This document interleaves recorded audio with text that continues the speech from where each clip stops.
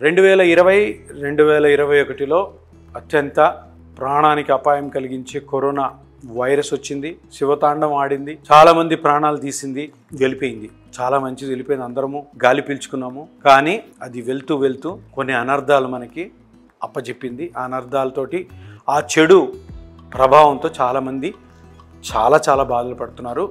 ఇది ఈ 22 తర్వాత ఒక ముఖ్యమైన జాయింట్ కరోనా వైరస్ వల్ల ఎవరైతే అడ్మిట్ అయితే వాళ్ళకి స్టెరాయిడ్ ఇంజెక్షన్స్ ఇస్తారో వాళ్ళకి హిప్ జాయింట్స్, తుంటి ఎముకలు ఉంటాయి కదా, తుంటి జాయింట్, అది కంప్లీట్గా డిస్ట్రాయ్ అయ్యి, కంప్లీట్గా చెడిపోయి, కంప్లీట్గా అరిగిపోయి నడవలేని పరిస్థితుల్లో, కింద కూర్చోలేని పరిస్థితుల్లో చాలామంది యువకులే, అది ఓల్డ్ ఏజ్ వాళ్ళకి రావట్లేదు. ఇందులో ఒక ఫైండింగ్ ఏంటంటే అది 55 తర్వాత వాళ్ళకి రావట్లేదు.